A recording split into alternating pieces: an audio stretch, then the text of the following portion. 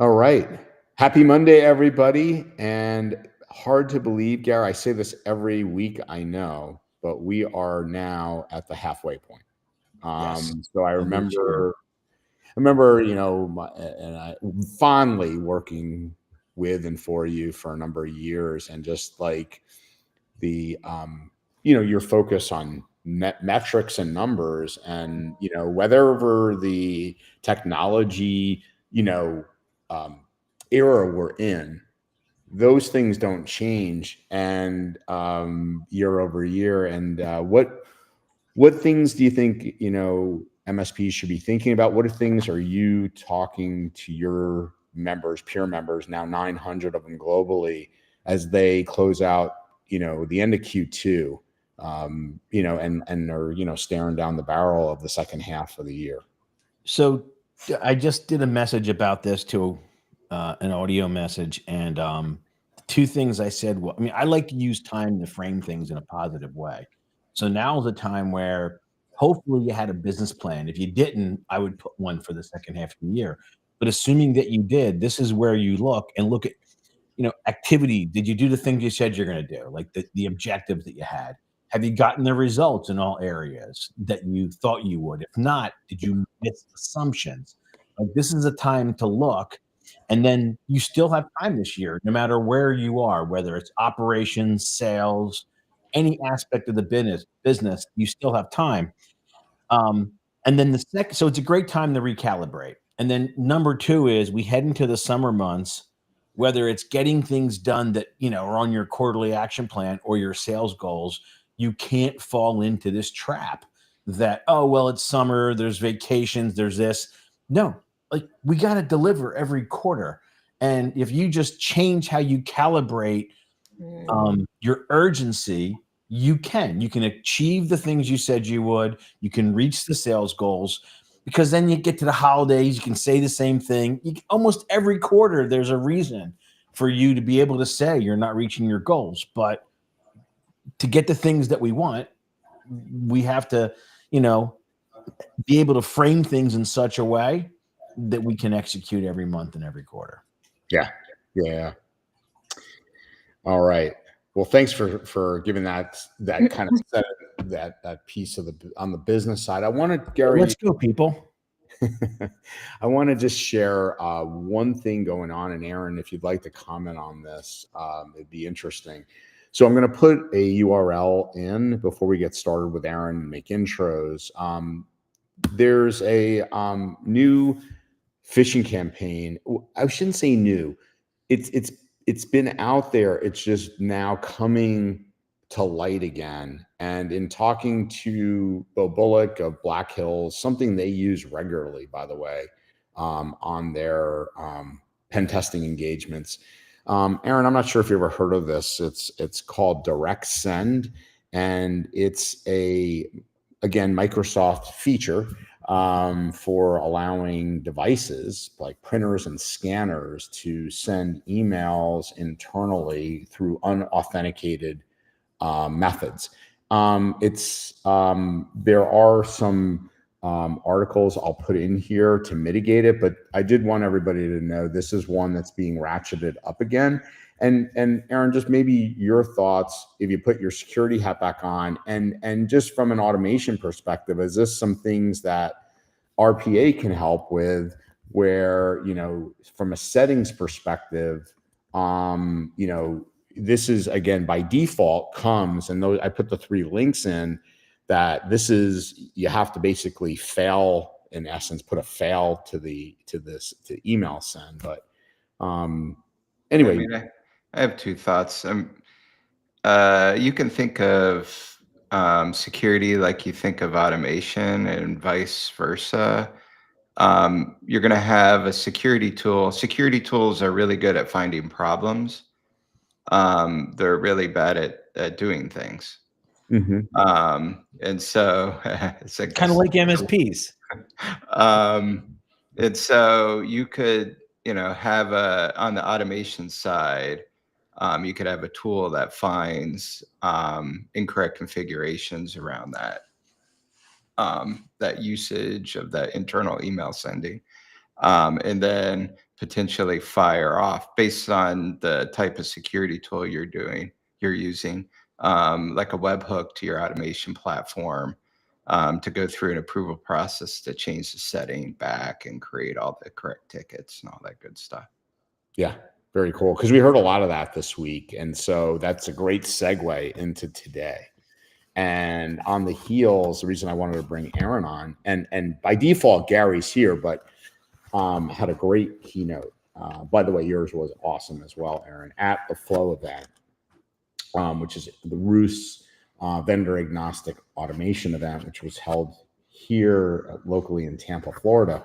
And I'm just going to kind of set the stage and then intro Aaron, and then I'd like to ask Gary a quick question, and I'll let everybody get on into it. So, last week we explored ISO 42001 and how we can help our MSP CISOs lead the charge and have deeper conversations, better conversations on how their customers need to be thinking about putting some guardrails around their use of LLMs.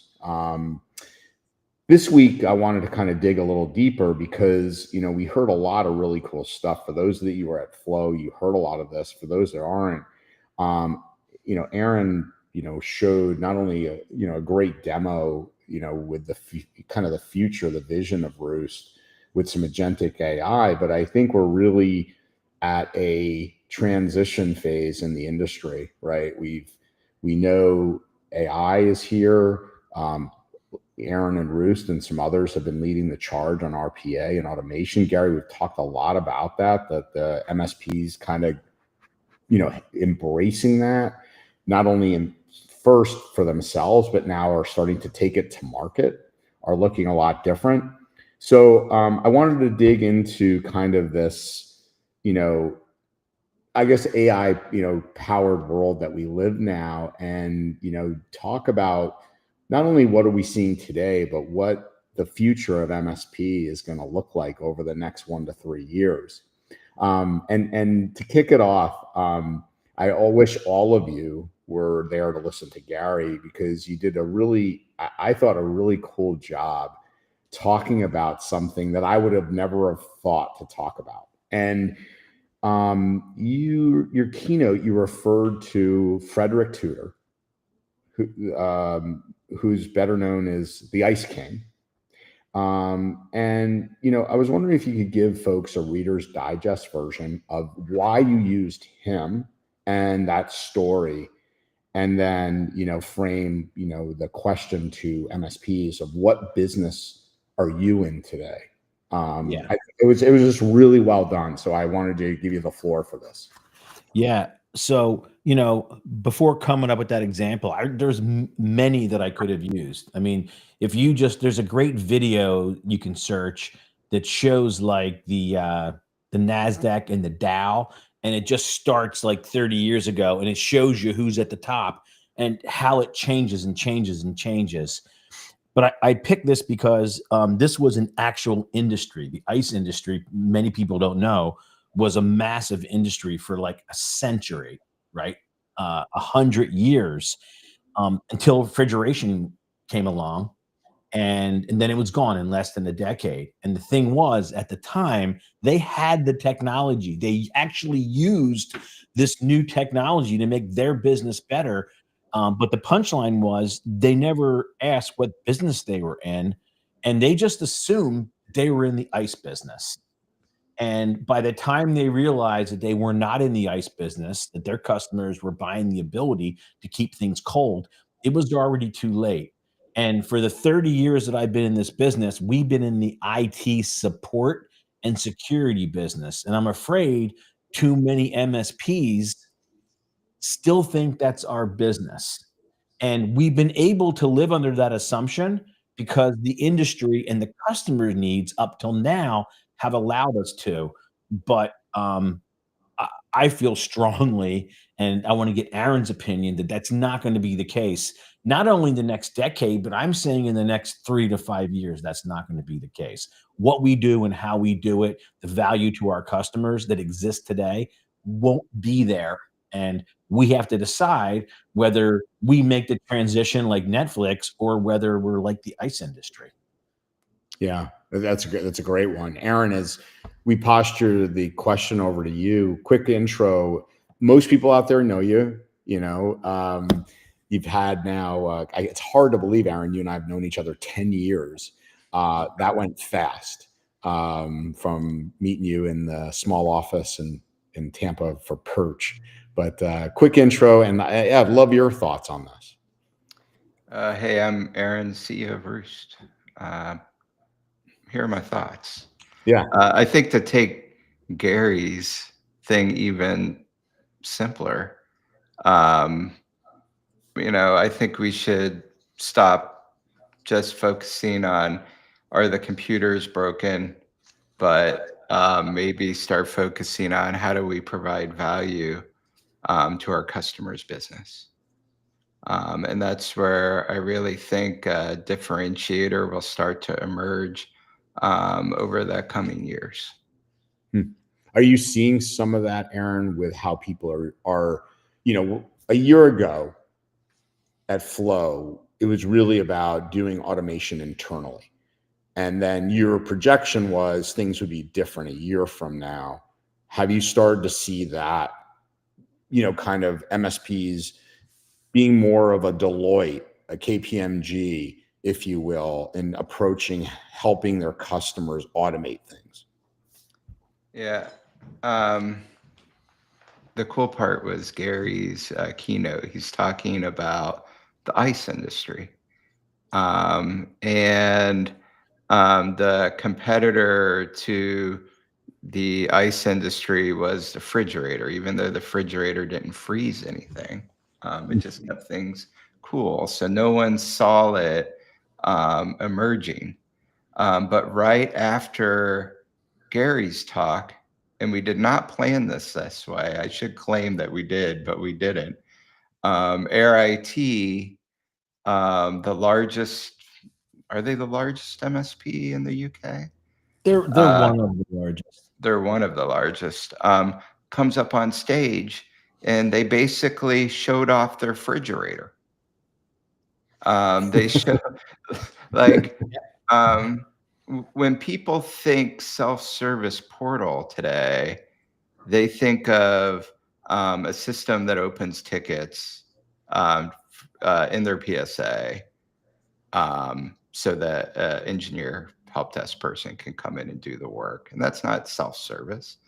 A good example of how that's not self-service is, imagine if you used online banking and you did a transfer between accounts, that all that did was open a ticket for the teller to go do it manually. Like, the adoption of your banking portal would be like 20% or less, because it's a lot safer, a lot quicker to call or go to the teller directly versus having a portal open a ticket.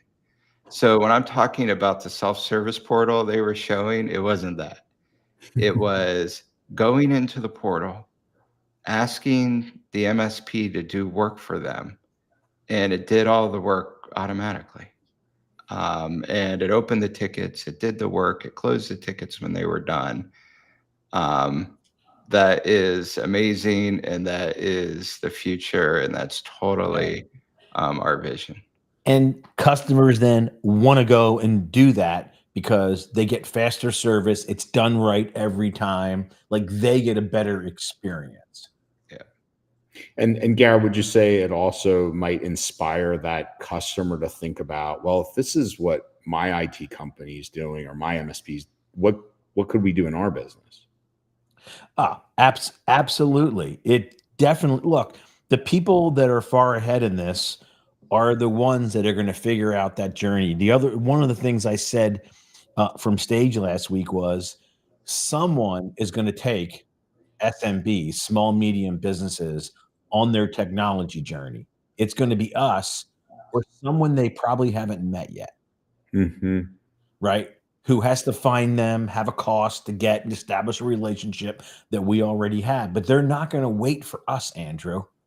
Like, Yes. I said that they're all going to conferences just like Roost. where people are talking to them how their business model is going to change and what they need to do. They're going to go there. They used to wait for us to take them on technology journey. They went as fast as MSPs took them, but that is not the case now. They're going to decide where they need to go, and they're going to get there one way or the other. Yeah. So the GE and the refrigerator are coming to our Absolutely. Yeah. And as you said, it's already happening. Has happened and is happening in the enterprise from the consulting companies, but they were already there.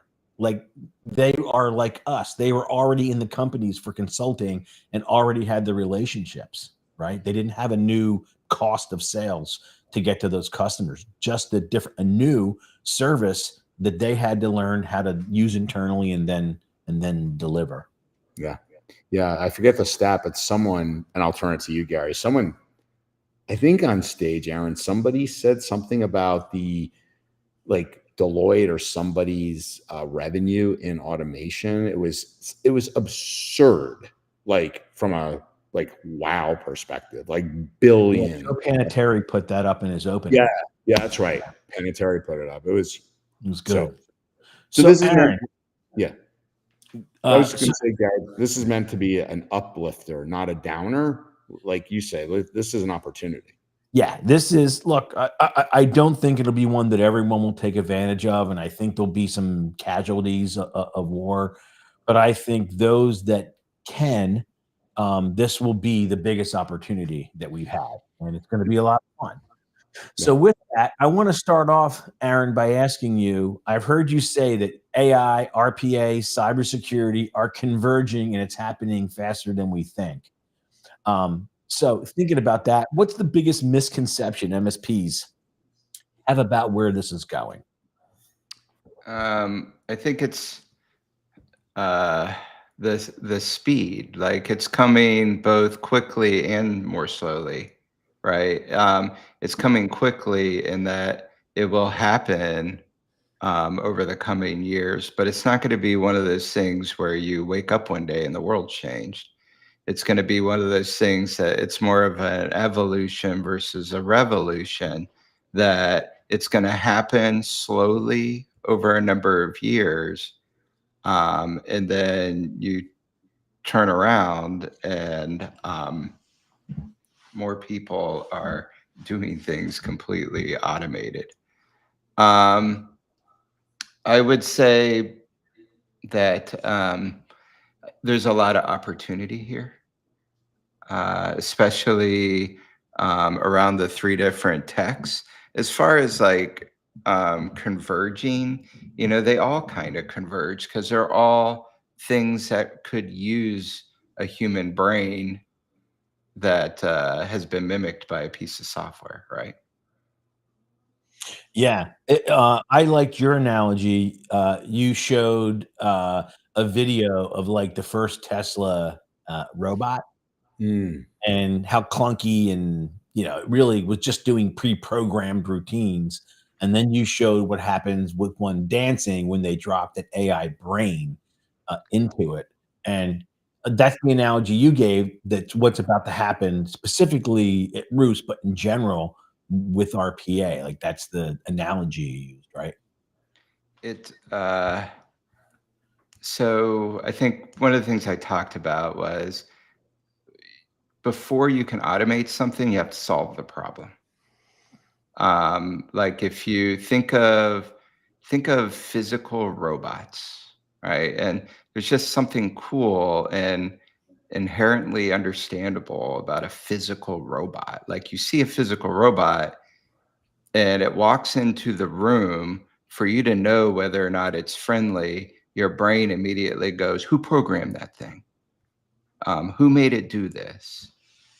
Even as a kid, we think about, who programmed the robot, who told it what to do. Because a person set the rules, a person wrote the code. It's really more of an automation robot. Now, to solve the problem, people are doing it. Now we look at our software robots like RPA, and you know, we assume we want them to do things without anyone ever solving the problem or telling it what to do. Software robots are no different than hardware robots. With that in mind, someone's got to solve the problem and put the rules in, or software that can problem solve and program can put the rules in. And then that's where the AI opportunity is. Like you can use brains to do it or an AI brain to do it. Yeah. So, like, if we fast forward, go out 3 years, we've seen what's happened in a year, right? And it increases at an increasing rate. So we go out maybe 3 years. How will RPA, AI-driven MSP look different operationally, do you think? And you stay as close as anybody to this. It's not a technical challenge. It's a sales and go-to-market challenge. If an MSP figures out how to talk to prospects in 3 years about how much faster their service delivery is, how much fewer errors their service delivery has, how many fewer ticket reworks their service delivery has, how fast their MSP app is to responding to things that they need done at 3 a.m. on a Saturday. Um, that will be the changer in 2028. Oh, and behind that is a whole bunch of tech automating. But we're all technical people. We can automate whatever we want to automate. If we spend a whole bunch of time automating things, we'll get it all automated. But the real challenge is the sales and go to market, and getting the MSPs to use the correct messaging. It's not Yeah. about And going that's a prospect. problem, right? Because I said that MSPs are great at a lot of things, but 2 things they're not great at is selling and changing anything, right? Yeah, and so it's an issue. You mentioned the right questions. I talked about this, right? Like, we gotta ask a lot of questions about people's business, everything from cash to quote. And if you think about it, Andrew, it's not much different than what we've talked about here in terms of really understanding, doing business impact assessments for security purpose. The only difference is many MSPs cannot do it or get away half-assed at it, and it's not a problem unless there's a problem. You know what I mean? But in Mhm. this case, our customers are requiring some transformation they're going to have to go through.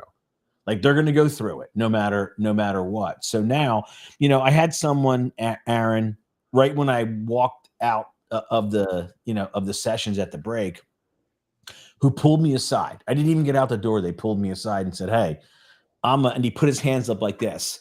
I'm a VCIO." Like, he quoted him. He air quoted himself because he's like, "Listen, I know technology. I'm not asking all those questions about people's business that you just rattled off in there. And, like, I get it. Like, there's no way for me to keep this relationship with where my customer needs to go if I don't start to do that." So that's the prerequisite, is changing our relationship. But Aaron, where do you see some of the biggest opportunities for MSPs to embed automation, not just in their business, but like the bigger opportunity of working with their customers, right? That's what is unlocking a whole new, TAM, a whole new addressable market for us, but also protecting some of the value we're going to lose as with support. I think first and foremost, like, don't think about the tech or what you're going to automate. Think about the outcome to the MSP if you do it. Like, if you automate for your customers, there is reoccurring revenue there. There's a reoccurring revenue opportunity there. There's also some IP opportunity for you there. And then there's the stickiness of the client.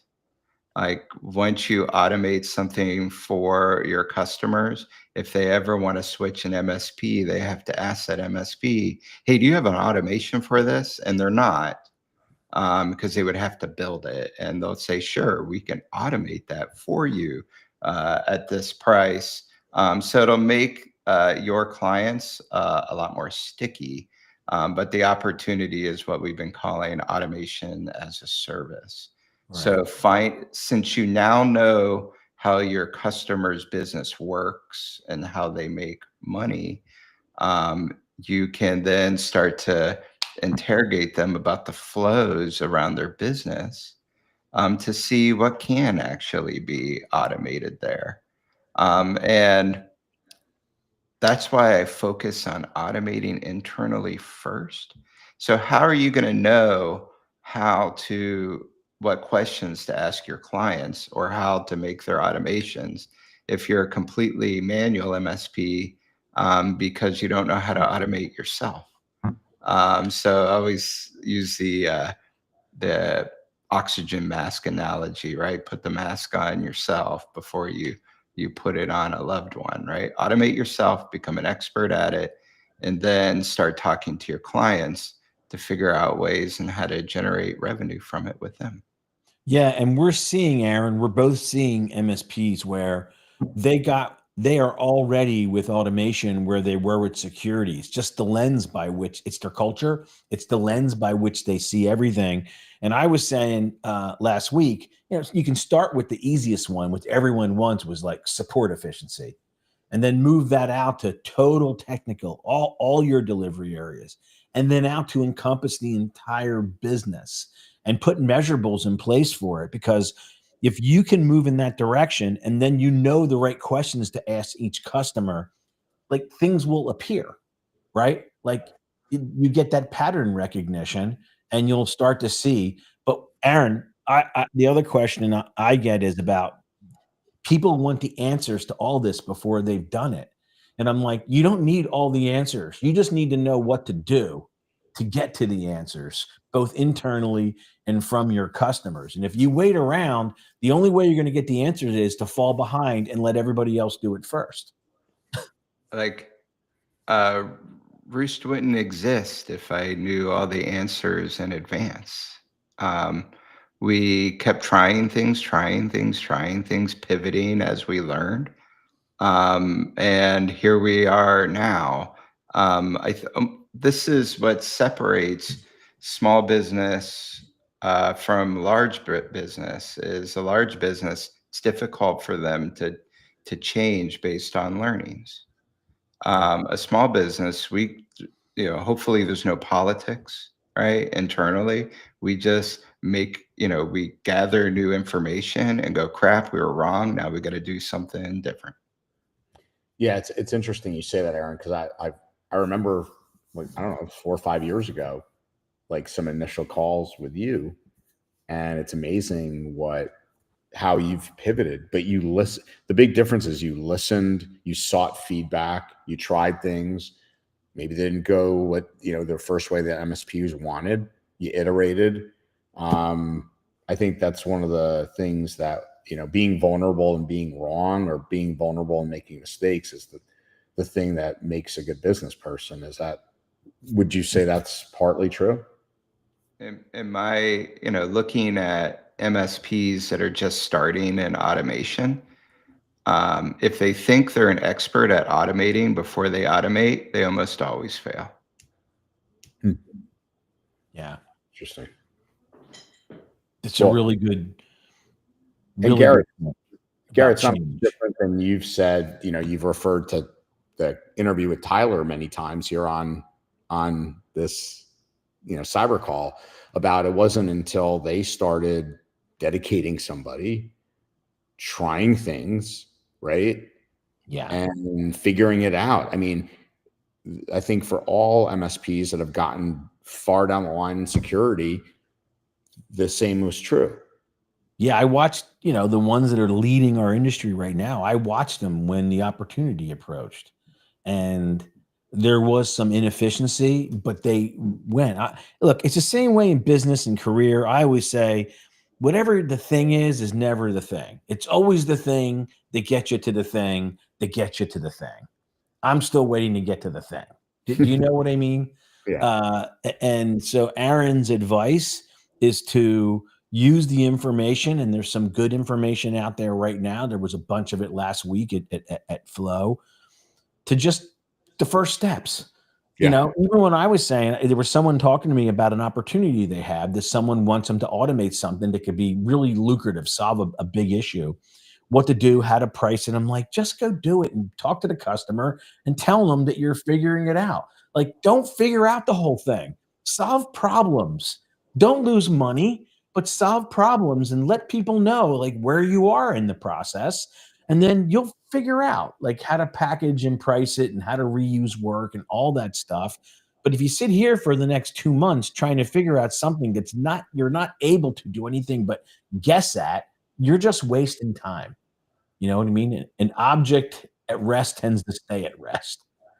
Well, and Andy, you bring up a good point or question. What resources exist? Well, one, you're a Roost customer, and they have a great thing on Fridays. So they've built a community. I mean, community, I think, is one of the most important things. To talk to peers that have like-minded aspirations.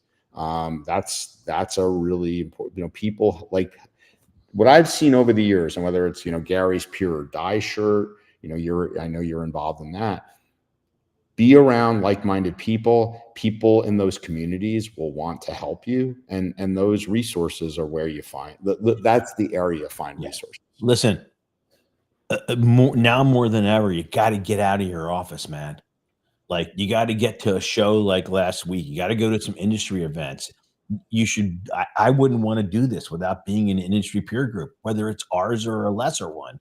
You know, but you should be in one. Do you know what I mean? Like to think you're going to figure this out with just you and your team on your own in isolation is not a great assumption because we see what's going on in these communities for software companies, the communities and peer. That's where it's happening, man. Yeah. I'm going to pass it over to Phyllis. Okay, great. Thanks. So, a lot of people also, as I'm sure you know, have like fear over allowing AI to actually make decisions for them. And so here, Roost is pioneering automation for MSPs. So how do you see AI copilots and LLMs either enhancing or replacing human decision points in RPA chains? I mean, And we there's always want like human in the loop It's to like, oversee it, right? there's like two ways. There's the creation of the automation, and then there's the automation running. The most immediate impact is going to be co-piloting creation of AI workflows. So it lowers the barrier of entry. So you have to learn less and understand less of how automation works to automate something. If you can just go into an agent chat interface and describe your automation, and most of it gets built for you, that is a huge lowering of the barrier of entry.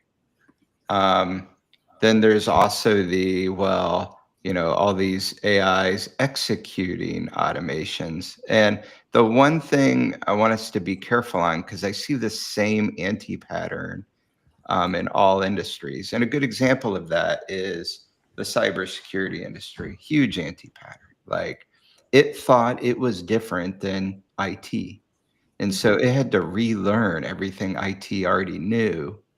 And it set that industry back like 20 years, right? Like we had TCP/IP in the early 70s in the IT industry. Cybersecurity still isn't using any sort of standardized communication formats between all our products.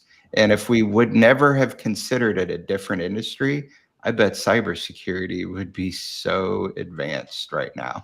And the crazy part is all the cybersecurity people that are trying to help solve the problems, at the vendor level or in the federal government or wherever, are security people, not IT people. Yeah. And just like that, from the MSP standpoint, Aaron, in the beginning, our skill set as an MSP, our folks, was tech adjacent to cybersecurity, right? It was just right there. The same way it is with automation. right? That same opportunity exists, except we shouldn't, like you said, we shouldn't make the same mistake to thinking this is something different when it's the same. So this is what it's not. Right. It's not, AI is not something new.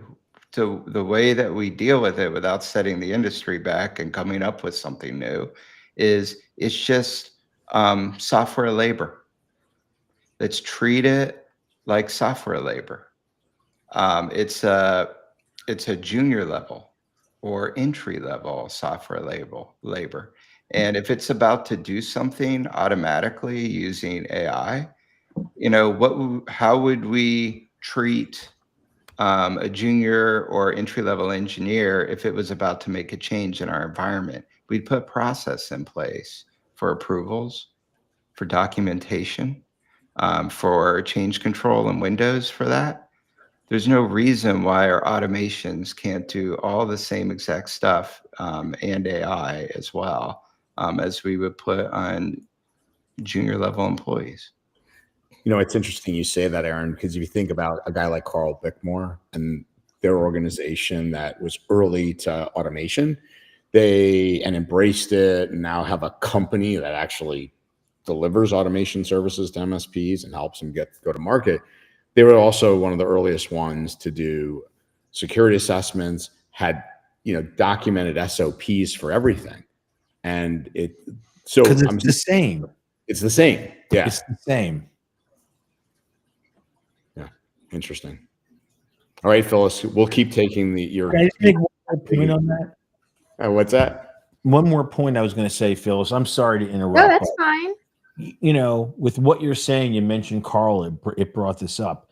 The other things that the same is some of the prerequisites that I talked about last week, which is the people I've seen be successful at other changes, like that will be in some ways the same. They had, even if they didn't have scale, they were secure, they were mature operationally. They had roles and process. They measured accuracy and efficiency. They document things. They have some sales and marketing. They have the right relationship with customers. So everybody thinking about those prerequisites that it takes, and all of them apply to what we have to do in the next months and years. Years, meaning a few years.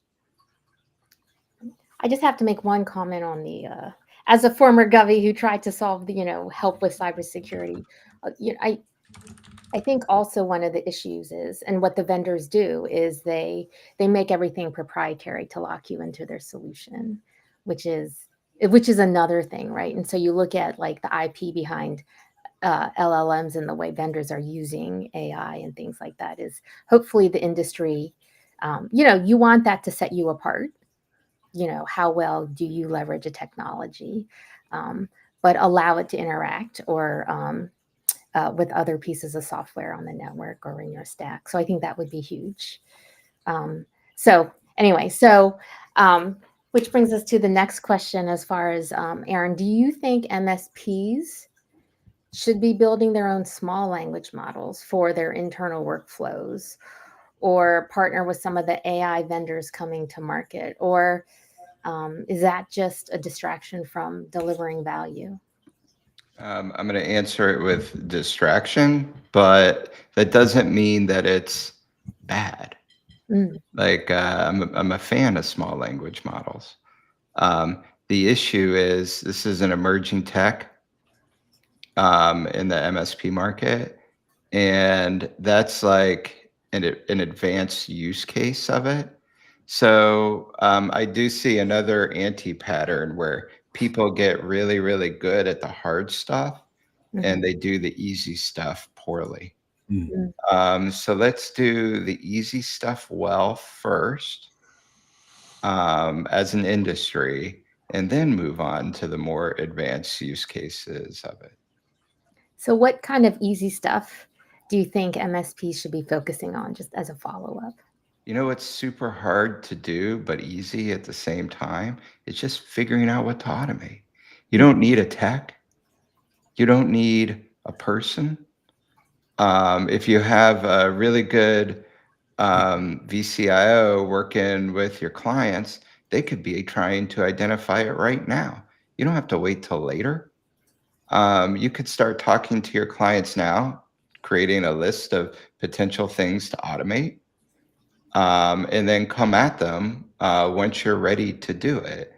And the cool thing about starting now, like just asking questions about what to automate, whether it be internally or externally, is since you're not an expert at it yet, since you haven't maybe selected a platform yet to do it with, your thinking isn't in any sort of walls of what you think the product is capable of. Because I do see this common anti-pattern of people who are trying to come up with automations think first about what their automation product can do, and then they start asking, okay, what do you want to automate?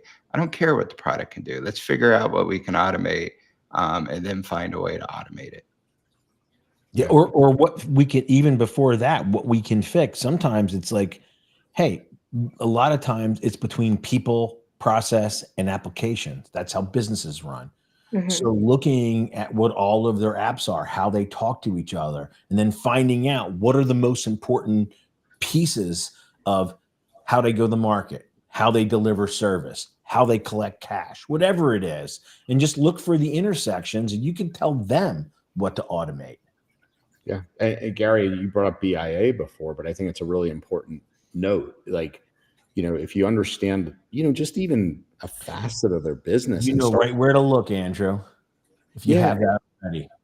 and start to ask things like, what do you spend a lot of time on? Like, again, correct me if I'm wrong, Aaron, if I was interviewing you, CEO had a Roost on, you like talking about your business, no? Yeah. Like, business leaders and executives, and you'd start to think about, man, I got a lot of devs, I've got a lot of engineers. Where do we spend a lot of repetitive? And same for you, Gary, right? When you think about your community and all the resources you have, I bet you we have a lot of portals. We've brought together different companies. We have 900 peer groups. I bet you would start to go, yeah, we do a lot. We do a lot. We probably could. 100% of what we're doing right now and adding resources just dedicated to this. Like I said, we just happen to have people that know some of this stuff. But if we didn't, where would I go? Like my MSP right now is not going to do it for me. I would find someone else to help me with it. Yeah. Right. And I just have to foot stomp. This is something, Gary has said, and other guests, but especially Gary, every week is you must know your customer's business in order to be able to provide the business value that you as an MSP are providing to the organization. So all these questions that Aaron's talking about, Gary and Andrew, hopefully you all have started those conversations and know a lot of those answers, because if you're listening in, you've heard it multiple times on this call. But Phyllis, now go to you, right? Like, isn't it the same answer for what would give them resilience? Yes. Isn't it the same thing that in incident, God forbid, you're the incident, you got forensics and an IR team. I mean, what's the first thing they want to know? Right. What's got to come up? What's most critical? Right. And I have to foot stomp, what Aaron said. It's the same thing, right? Cyber, AI, you want to know business process. You want to know where there's criticality of data, of, where are the long pole in the tents in your process or in your business? What would happen if, this failed, or where are you allocating the most resources? And so you need to understand all those things in order to implement effectively a cybersecurity program, right? Effectively implement, AI in your processes to help your business. So, I'm just foot stomping what everyone's saying on the call. Can you do it louder? So Aaron, what's the biggest mistake you've seen MSPs make when trying to bolt AI onto their automation stack? We always say that also when people try to bolt cyber, right, onto whatever they're doing. So, I'm going to answer this a little differently because I'm seeing this more and more. the issue is a lot of the industry doesn't understand the difference between AI and automation. And so they're buying AI tools and thinking that they're now automated. And they're buying automation tools thinking they now have AI, right? And I go back to my robot analogy. If you have the greatest AI software in the world, can you manufacture cars? No.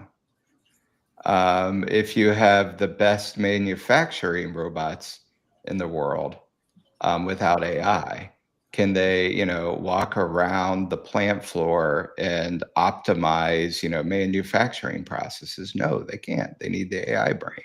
They're two completely separate things. Neither of them are bad. Neither of them are better than the other. But I see the AI market adopting automation messaging. And so the MSPs go buy an AI product and now they think they're automated. Yeah, listen, I see it in our channel that there's like, companies that are seizing and coaches and third parties, and I see them marketing to MSPs with exactly what you're saying, and it's like it's a very immature approach. Not to So offend a good anybody example of unless this, they're doing that. a good example of this was there was some new AI agent interface that is for the MSP market, and they had a free trial. And so I signed up for the free trial, and I put an automation prompt in it. And part of it was to interact with their 365 environment, their PSA, and their RMM to do various things in a single prompt. And the AI response back included, how to fix it because it can problem solve. But then it said, I do not have access to your M365 tenants, so I'll walk you through it in the prompts on how to do it yourself. I do not have access to your, say, ConnectWise Manage instance, so I'll walk you through opening a ticket. And I do not have access to your Ninja environment, so I'll walk you through, what to do in Ninja. That's a huge, example of the difference between the robot that can interact with the world and software that can do decision making. Yeah, that's an excellent example. It is. That's good. So speaking of, with, the rise of automation and possibly, tier 1 and tier 2 techs, possibly their tasks going away or being lessened, how do you see MSPs redeploying human capital effectively? I like trying to predict the future because it helps me understand what features to add. But at the same time, I'll change my mind on the future, right? So it's difficult for me to know tier 1 and tier 2 techs off in the future, but here's some ideas. First off, not everything's going to be automated suddenly. It's a evolution versus a revolution. And so as things are slowly automated, these techs still have to be working on the things that either aren't automated yet or may never be automated. For example, when I go to the bank, if I need to do anything with my checking savings accounts, it's pretty automatic. If I need to take out a new mortgage, there's a lot of manual steps there. So many so that they have me doing that I feel like I want to invoice the bank back because they have me doing so much work. So we're not going to automate everything. We're going to automate the tier 1 and 2 things. It'll be a number of years as that is occurring. But let's say everything tier 1 does become automated someday. Or eliminate it. Oh yeah, maybe these people become customer success folks. checking in with your clients to see how well the automations are working for them, or looking at KPIs to make sure they are using them, and having them see, oh crap, they've done 0 of these. I'm going to reach out to them to get them to start doing it. There are other ways to redeploy these resources that will help the business. Think about it. Like the ratio of people in revenue is what determines our margins. I call that leverage. So Phyllis, as this happens over time, we're not going to turn into a business that generates 8 times as much service revenue because the marketplace is efficient and people compete with each other. Mm-hmm. So what people will do will change, but there's going to be a relationship between customers, revenue, and team members 5 and 10 years from now. Mm-hmm. Hey, Gary, and can you imagine if, again, we get back to, we understood truly what they did with their business, the systems they used. What if those tier 1 people now are really focused on the systems and processes? Oh, there was an upgrade to your software. We noticed these enhancements were now on your manufacturing, your MRP software, and we feel you could do this, this, and this with them. You know what I mean? It would be a much different use, but probably a higher value use. Right.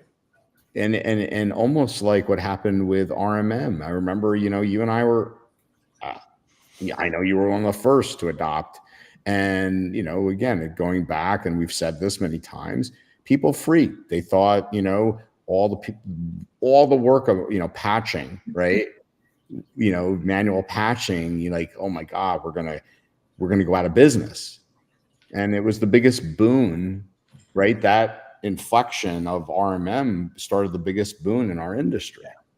So I think also what, kind of what you all are pointing out, what I think is interesting, Gary's always talked about gathering metrics.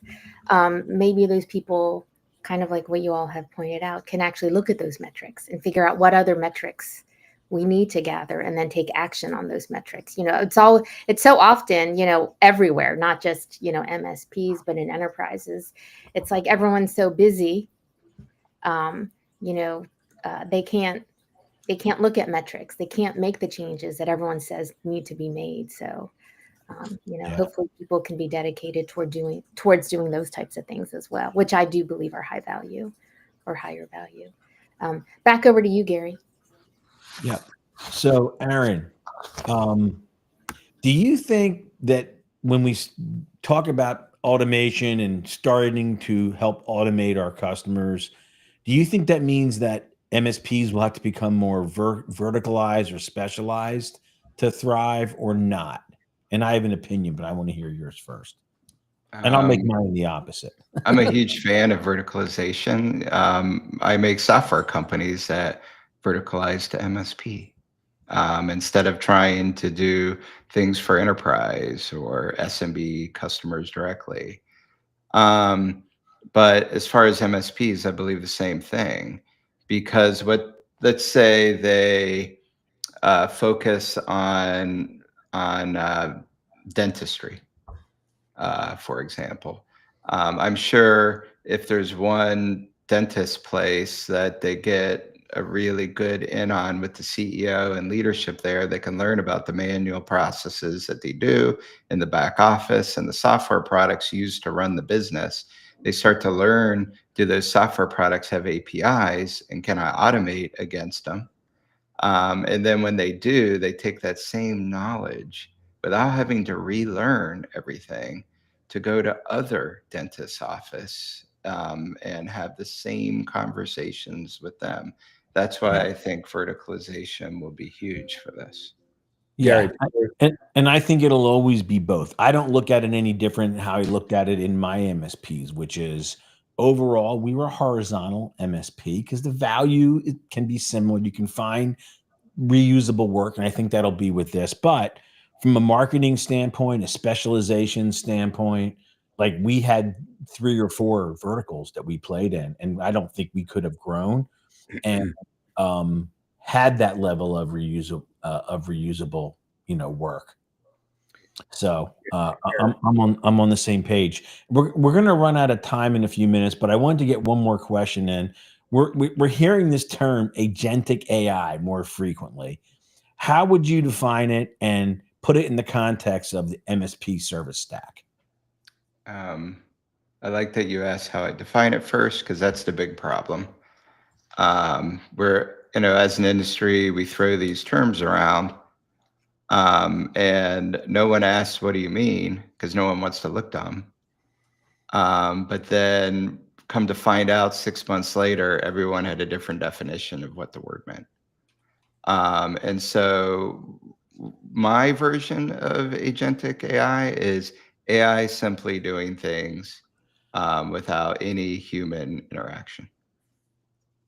Because some of the definitions have some human interaction is allowed, and I think that's a big difference. But if we go back to AI as a software employee, when do your employees, at what level of seniority, are they allowed to go off and do things without your approval? And then And what when did they are stop the asking you questions every 5 minutes? yeah. Same thing, right? That's what you're saying. Yep. Yeah. So as soon as the AI can stop asking for clarifying context to get work done, as soon as the AI stops making continuous mistakes like a junior level employee would, that's when you can trust it and have a level of agentic AI. I do think there will always be tasks where you need to have an approval process, but one might say it's still agentic even with an approval process, because the AI didn't want the approval process, just like your engineer doesn't want an approval process. And you just inserted yourself into the work. Really good stuff. Hey, Aaron, I know we got about just over 2 minutes. And I know you kind of showed this on screen, but could you share your vision of what's next verbally for Roost? Like kind of how you showed how agentic would play a role. What's the term of Roosty? Is it Roosty? What is he? Robo-Roosty. Robo-Roosty. Yeah. Robo-Roosty is our supervisor agent that we're working on. We're releasing the full functionality in Q4, where Robo-Roosty, you'll be able to give it a prompt, like say, hey, I want you to analyze all our invoices to look for a 5% discrepancy in license counts. And if you find one and it's less than 5%, like go ahead and update the counts. If it's more than 5%, open a ticket. Like these complex prompts. And then it'll go and build the automation for you. And you're off to the races. That's like the big piece. The other pieces we're working on is like self-documenting automation. So using AI to document the automation as you build it. So you don't have to take the time doing that. And then also, just like a co-pilot, if you have an automation that fails, use AI to tell you why it failed.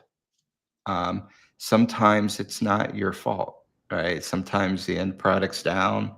The end product busted their API, and sometimes it is your fault, and the AI can tell you either. Awesome. Very cool. Hey, this is really good. And Aaron, thanks for inviting me down and participate and speak. I had a great time. I had a great time seeing you, Gary, and thank you for joining us as well, Andrew. Yeah, thank you, Aaron. It was a blast. Hey, everybody out there, thank you for joining us. I want to wish everyone a safe and happy 4th of July. We'll see you in a week. Phyllis, it was wonderful seeing you. Aaron, thanks as always for joining us. This was really insightful, and look forward to seeing you all. Be safe. Take care. Thank you. Bye. Bye all. Thanks.